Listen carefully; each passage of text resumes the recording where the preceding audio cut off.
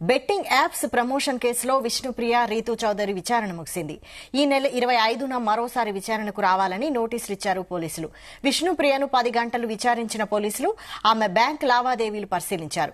Betting యాప్ల నుంచి వచ్చిన నిధులపై ఆరా తీస్తున్నారు.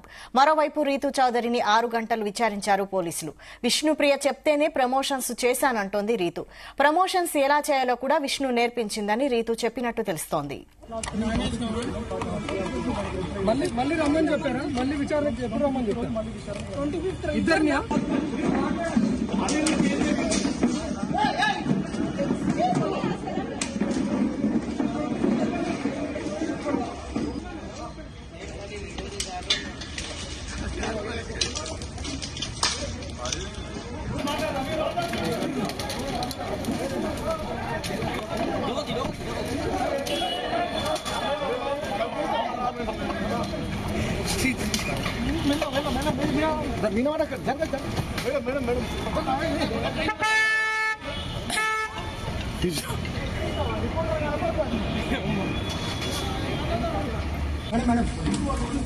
మీరు మాట్లాడండి. రీతు మాట్లాడండి.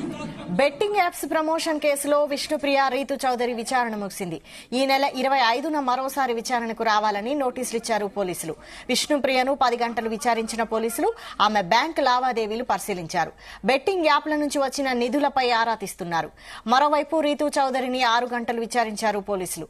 విష్ణుప్రియ చెప్తేనే ప్రమోషన్స్ చేశానంటోంది రీతూ. ప్రమోషన్స్ ఎలా చేయాలో కూడా విష్ణు నేర్పించిందని రీతూ చెప్పినట్టు తెలుస్తోంది.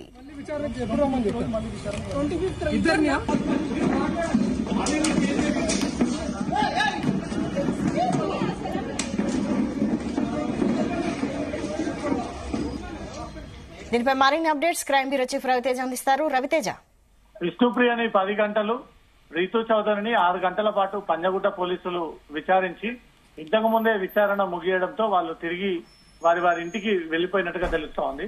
వీళ్ళు ఉదయం నుంచి కూడా ఈ ప్రమోషన్స్ యాప్ కి సంబంధించి ఎవరు సంప్రదింపులు జరిపారు, ఎందుకు ఈ ప్రమోషన్స్ చేయాల్సి వచ్చింది, ఈ ప్రమోషన్ కి మీకు వచ్చినటువంటి పేమెంట్ ఎంత, మీరు ఈ ఎన్ని ప్రమోషన్స్ ఈ బెట్టింగ్ యాప్స్ కి పాల్పడ్డారంటూ కూడా ఇద్దరిని విడివిడిగా విచారించిన తర్వాత కొద్దిసేపటి తర్వాత ఇద్దరిని ఒకే దగ్గర పెట్టి పంజగుట్ట డిఐ కార్యాలయంలో అతని పర్సనల్ ఛాంబర్ ఆఫీస్ లో ఈ విచారణ చేపట్టినట్టుగా తెలుస్తోంది. ఇద్దరు ఒకే దగ్గర కూర్చొని ఇటు విష్ణుప్రియ చెప్పడం కారణంగానే నేను ఈ ప్రమోషన్స్ చేస్తా ఉన్నాను, విష్ణుప్రియ ఇండస్ట్రీలో చాలా తక్కువ టైంలో వచ్చి ఎక్కువ సంపాదన ఉండడం కారణంగా తను కూడా ఈ సలహా ఇవ్వడంతో నేను విష్ణుప్రియ ఆదేశాల మేరకు, సలహాల మేరకు నేను ఇన్ని రోజుల పాటు ఈ బెట్టింగ్ యాప్స్ ప్రమోషన్ చేశానంటూ కూడా రీతూ చౌదరి పోలీసుల ముందు అదే చెప్పింది. విష్ణుప్రియతో కూడా అదే విషయాన్ని తను కంక్లూడ్ చేసినట్టుగా తెలుస్తుంది. ఇద్దరు ఇచ్చినటువంటి వివరాలన్నీ కూడా పోలీసులు స్టేట్మెంట్ రూపంలో రికార్డ్ చేసుకుని మళ్ళీ 25వ తేదీన పోలీసులకు అందుబాటులో ఉండాల్సి ఉంటుంది. పోలీస్ స్టేషన్ కి వచ్చి తిరిగి విచారణ ఎదుర్కోవాల్సి ఉంటుందనే విషయాన్ని కూడా పోలీసులు స్పష్టంగా ఆ విషయాన్ని చెప్పి వారిద్దరిని పోలీస్ స్టేషన్ నుంచి తరలించారు. ఆ ఇద్దరు విచారణ ముగిసిన తర్వాత కిందికి వచ్చినటువంటి వెంటనే మీడియాని చూసి అప్రమత్తమయ్యి మీడియాతో మాట్లాడకూడదు, మీడియా కంటపడకూడదు, మీడియాలో ఐడెంటిఫికేషన్ ఒకవేళ లభించినట్టయితే తిరిగి ఇది ఫ్యూచర్ లో ప్రాబ్లం అవుతుంది అనే ఒక ఆలోచనతోటి ఇద్దరు కూడా మొహానికి మాస్కులు ధరించి గాగుల్స్ పెట్టుకొని ఈడ కూడా వాళ్ళ ఐడెంటిఫై దొరకకుండా ఇటు విష్ణుప్రియ గాని అటు రీతూ చౌదరి గాని వాళ్ళ మొహాలు కనిపించకుండా కవర్ చేసుకుంటూ వాళ్ళు మీడియాతో మాట్లాడకుండా తల దాచుకొని వాళ్ళ మొహాలకు ఫేస్ కవర్ చేసుకొని అక్కడి నుంచి కూడా వెళ్తున్నటువంటి దృశ్యాలు స్క్రీన్ పైన కనబడతా ఉన్నాయి. ఇదే కేసులో ఇంకా సుప్రీత సురేఖవాణి కూతురు పోలీసుల ముందు విచారణకు హాజరవ్వాల్సి ఉంది. ఇదే కేసులో ఇంకా చాలా మంది ప్రముఖులందరూ కూడా ఇన్వాల్వ్ అయి ఉన్నారు. వీరంతా సోషల్ మీడియా ఇన్ఫ్లుయెన్స్ కిందికి పోలీసులు భావించి ఈ 11 మంది పైన పోలీసులు కేసు నమోదు చేశారు. దీని కేసుకు సంబంధించి రోజు ఇద్దరు హాజరు కాగా మరికొంతమంది రేపు ఎల్లుండి వారికి ఇచ్చినటువంటి డేట్ ప్రకారంగా వాళ్ళు పంజగుట్ట పోలీసులకు రానున్నారు. వైశాలి, అయితే రీతూ చౌదరి పోలీసులకు సహకరించట్లేదు అన్నట్టు వార్తలు వస్తున్నాయి. దీనిపై అప్డేట్స్ ఏంటి?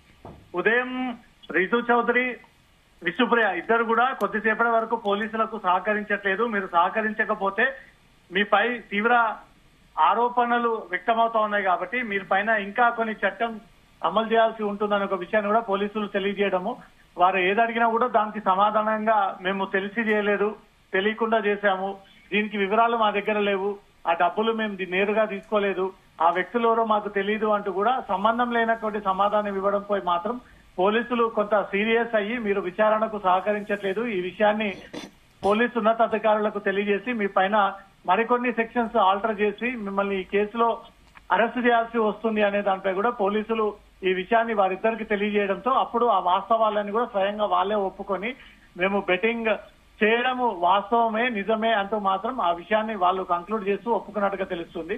వారు స్వయంగా ఇచ్చినటువంటి స్టేట్మెంట్ లో వారే సంతకాలు పెట్టి మేము ఈ బెట్టింగ్స్ కి పాల్పడడానికి మాకు పేమెంట్స్ వచ్చినటువంటి కారణంగానే ఈ ప్రమోషన్ చేస్తామంటూ కూడా ఇద్దరిని విడివిడిగా పోలీసులు విచారణ చేపట్టి వారి స్టేట్మెంట్ రికార్డ్ చేసుకున్నట్టుగా తెలుస్తోంది. Right, thank you Raviteja.